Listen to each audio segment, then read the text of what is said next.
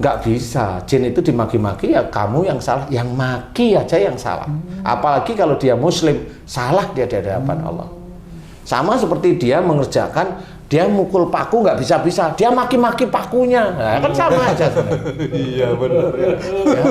Nah, matanya Ya, dari harusnya cara malunya yang harus Nah, dirubah gitu. kan harus caranya yang benar. Iya.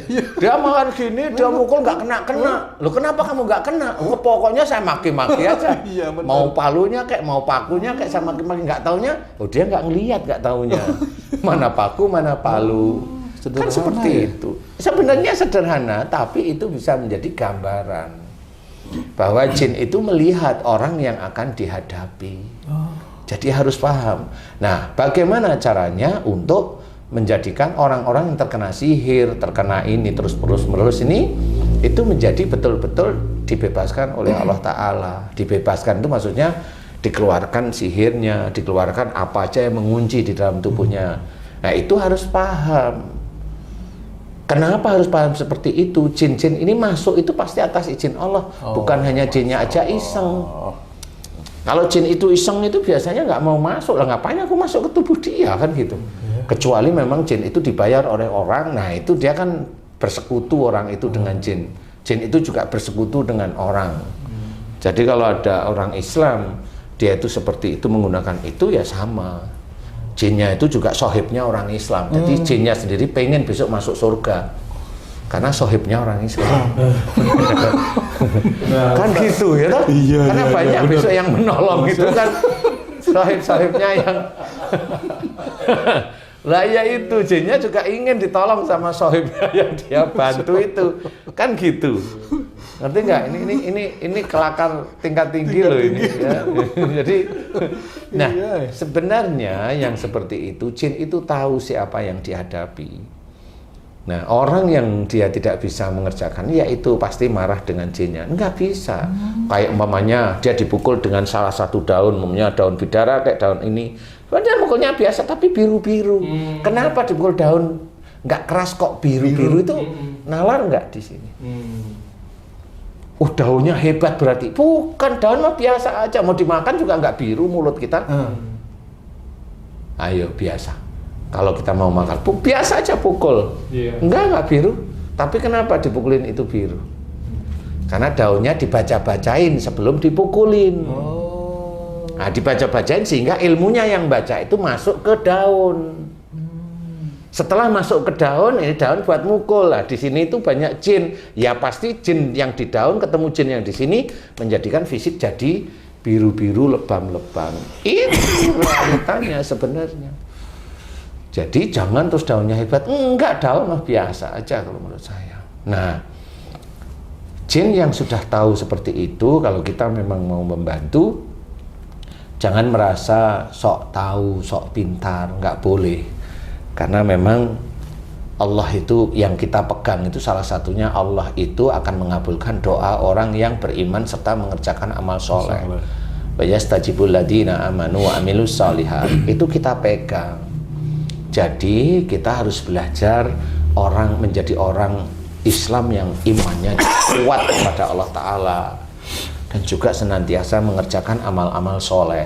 Nah di titik itu bukan untuk menghancurkan jin, untuk kita sendiri nanti di akhirat itu agar kita itu dinilai oleh Allah Ta'ala itu baik. Karena banyak sekali ayat Quran menceritakan yang akan dimasukkan surga adalah orang yang selalu berbuat baik, beriman dan beramal soleh. Itu kan jelas, berarti berbuat baik itu mulai tutur katanya baik, cara berpikirnya baik, dengan saudara itu tidak memilah-milah. Jangan dengan saudara, ini saudaraku, yang ini enggak. Lah, padahal dia itu muslim. Nah, kalau dia sudah begitu, sudah bukan amal soleh. Imanmu enggak kuat sebenarnya. Kalau bukan golongan saya, enggak saya terima. Loh, kamu imanmu rusak kalau yang seperti itu. Padahal kalau seorang mengucap la ilaha illallah itu sudah saudara. Apalagi mengucap la ilaha illallah, terus kemudian Muhammadur Rasulullah seperti itu sudah saudara. Kesalahan apapun ya santai aja, namanya manusia salah itu normal kok, kan gitu. Tapi jangan menjadi kelompok yang merasa benar. Nah, jin itu paham bahwa orang-orang seperti itu rusak dia imannya. Makanya orang itu mencoba ngobatin Orang yang sakit yang dia ini ya nggak bisa. Nggak bisa. Nggak bisa. Insya Allah nggak bisa. Dia akan kesulitan. Walaupun sekarang diem kan bukan sembuh. Nah, disinilah yang harus kita ketahui. Kemudian kenapa orang ini bisa kena sihir? Berarti orang ini diizinkan oleh Allah Ta'ala kena sihir. Kenapa orang itu bisa kena sihir? Karena marahnya yang berlebihan, dendamnya berlebihan, egoisnya berlebihan, suuzonnya berlebihan, kaku hati, susah dinasehatin, susah dimeremai masukan, itu juga berlebihan. Ya dapat. Nah, itu menjadi entry point untuk masuk. Iya, itu menjadi jalan untuk masuknya sihir. Dikasih tahu orang tuanya sejak dulu susah, sekarang dikasih tahu suaminya susah, kan gitu. Nah, ini menjadi alat utama masuk. Nah, setelah ini masuk, sifat-sifat jelek itu mengunci jinnya, sihir yang di dalam, makanya susah dikeluarin. Nah, kalau kenapa saya itu bantu doa agar diampuni dosa-dosanya, dosa emosi, marah, kaku hati, ego, suuzon, termasuk marah yang disimpan, termasuk dosa-dosa musyrik.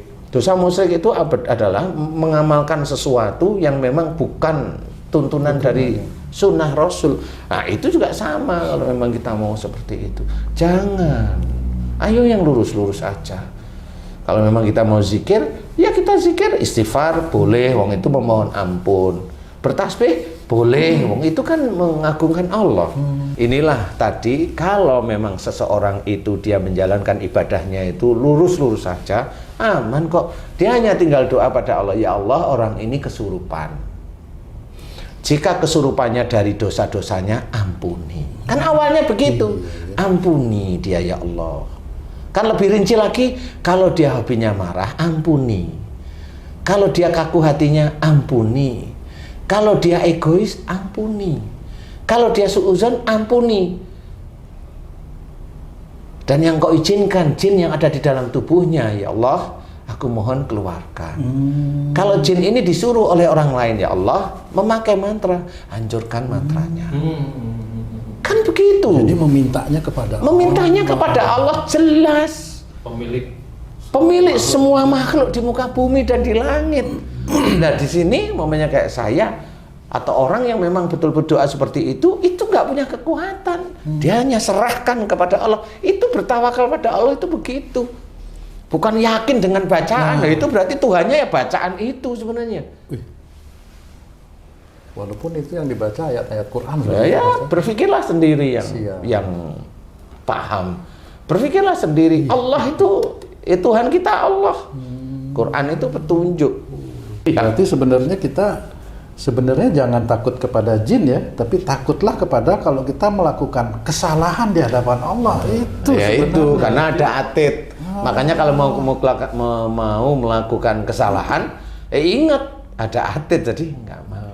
Jadi Ustaz, jin yang disuruh untuk mencelakai manusia, ada jin yang tidak disuruh tapi keberadaannya ada. Nah, dua jenis jin ini apakah dapat ditakuti dengan maksudnya jin ini takut kepada orang yang menjaga akhlaknya, menjaga ibadahnya, Ustaz? Ya insya Allah seperti itu. Walaupun disuruh manusia untuk mencelakai, nggak bisa jin. Lah gimana? Orang dia sehari-hari baik, kok ada orang mau mencelakai orang baik, itu gimana sih? Kadang fitnah gitu. Nah, kalau fitnah kan nggak mencelakai nanti dia. Kalau umpamanya orang yang memfitnah dia orang muslim, dan umpamanya kelihatan dia seperti pendakwah lah istilahnya, kan dia nggak mau dia ke dukun. Kadang persaingan misalnya antar sesama ustadz. Nggak baik. Panggilan. Kalau itu sering, kalau itu. Panggilan, ini banyak panggilan ini enggak. Oh, gimana caranya ini sakit nih biar dapat diganti nama ini gitu. Nah, itu udah nafsi-nafsi. Jadi dia menyuruh Allah membuat temennya sakit. Nah, itu Allahnya dia siapa? Sekarang kita berpikir ringan ya. Kalau dia mendoakan temannya sakit dan dikabulkan, saya tidak bilang dikabulkan Allah ya, dikabulkan dulu. Jadi temannya dia yang dia incar itu sakit beneran. Terus yang dia mintain tolong agar temannya sakit itu siapa? Pertanyaan saya itu hanya itu. Allah? Allah yang dimintain? Bukan. Itulah yang diminta dia itu adalah jin dari bacaan yang dia kenakan kepada temannya. Nah, teman yang sakit ini pasti ada dosa juga sehingga Allah mengizinkan. Insya Allah seperti itu. Bisa aja dia memang ada ujub, ada riya. Kalau dia udah sering begini, begitulah. Kurang lebihnya. Jadi memang harus hati-hati. Hidup di dunia ini ujian. Nah, seperti itu. Jadi intinya adalah jin itu bisa takut kepada seseorang yang benar-benar dia itu belajar takwa kepada Allah. Karena Allah bersama orang itu. Pasti, walaupun jin itu tidak tahu Allah kasarannya, jin itu istilahnya kalau manusia itu gentar. Kalau manusia itu namanya kamu itu ketemu seperti perasaanmu itu ketemu sama orang keker tapi senyum gitu. Lihat kamu itu segini, dia tuh senyum sambil senyum. Itu kan gemeter. Gemeter. Gitu seperti aura itu. mematikan. Ada auranya. Seperti itu. Jadi kalau saya menganalogikannya seperti itu. Jadi jin itu tahu, sehingga itu bisa menjadi orang itu berdoa ringan aja, ampuni dosanya. Jika jin ini masuk karena kesalahan dan dosanya, keluarkan ya Allah. Tapi sudah dimohonkan ampunan. Karena urutannya harus syar'i. Orang yang sakit berarti dia ada dosa. Karena dari ayat wa ma sabakum min musibatin fa bima kasabat saidikum, apa saja musibah yang kau terima itu dari perbuatanmu sendiri. Nah, perbuatan yang berhubungan dengan musibah berarti dosa. Makanya kalau yang ingin mengobati secara syar'i itu orang yang sakit itu harus dimohonkan ampunan dosa-dosanya, itu yang syar'i. Itu dulu. Itu ampuni, diulang dengan hati yang tulus. Bukan hanya ingin orang itu sembuh itu milik Allah. Diulang, jangan emosi, jangan marah, jangan ini kalau kita memberikan nasihat agar orang itu paham. Kalau orang itu maunya sembuh, dia masih maunya marah, ya nggak ketemu. Wong dia itu nisabnya itu memang harus kena dengan sihir. Ya harus ngikutin. Iya. Seperti itu, belajar tidak, nanti kan doanya yang ringan itu kan diberi kesembuhan sama Allah Ta'ala. Insya Allah seperti itu. Jadi jin bisa aja itu takut dengan orang-orang yang model seperti itu. Dia datang, jinnya langsung maafin aku ya, kayak malah jinnya yang iya. Malah satu-satu muncul, aku yang nyihir. Oh iya, aku ilmunya. Iya, mau apa kamu? Aku mau dikeluarin aja. Benar itu. Kalau ditanyain lah, dulu kamu sering dibaca-bacain keluar nggak? Enggak. Kan gitu, dia ngomong sendiri. Benar. Nah, inilah yang harus kita ketahui. Keluarinnya mohon kepada Allah Ta'ala dikeluarin. Caranya gimana? Kan nggak tahu caranya Allah ngeluarin jin. Yang penting kita doa, ya Allah, ampuni, selesai. Kemudian keluarkan jin kalau jin ini biasa. Kalau itu dari sihir, ya mohon kepada Allah mantra yang bisa jin itu masuk dihancurkan oleh Allah, selesai. Dukun dan orang yang menyuruh didoakan agar diselamatkan oleh Allah, selesai, ngikutin. Nah, kenapa orang dan itu ada dalam Quran, wa idza khatabahum jahiluna qalu salama. Nah, jika engkau disapa oleh orang jahil, katakan dengan penuh keselamatan. Nah, kata yang penuh keselamatan tidak lain adalah didoakan agar dia selamat, doa kepada Allah Ta'ala. Jadi bukan dihajar gitu, enggak bisa. Ini mau dikembalikan enggak? Loh, kok dia bisa dikembalikan? Nah, yang dia bilang dikembalikan siapapun orangnya, itu ilmunya bukan muslim. Gitu. Saya bisa dikembalikan enggak? Nah, udah kalau orang ini bukan muslim. Walaupun dia bacaannya seperti itu. Udah, pergi aja pulang. Kalau sakit pulang. Daripada musyrik nanti dinilai oleh malaikat atid. Dan nanti kemusikan itu dicatat terus-menerus. Kalau berdoa gagal terus. Rukunnya harus diselamatkan oleh Allah Ta'ala. Seperti itu. Insya Allah kurang lebihnya. Wallahu a'lam. Alhamdulillah. Cukup ya Bang Jin. Alhamdulillah, terima kasih banyak Pak Ustadz penjelasannya. Sahabat beriman dan para pemirsa dimanapun berada, demikianlah tadi analisa dan solusi yang telah diberikan oleh guru kita Pak Ustadz Danu dari masalah-masalah yang mungkin kita hadapi dalam keseharian kita. Mudah-mudahan ini bisa meningkatkan keimanan dan ketakwaan kita kepada Allah dan Allah mudahkan semua urusan dunia dan akhirat kita. Amin ya rabbal alamin. Terima kasih atas perhatiannya. Wassalamualaikum warahmatullahi wabarakatuh. Waalaikumsalam warahmatullahi wabarakatuh.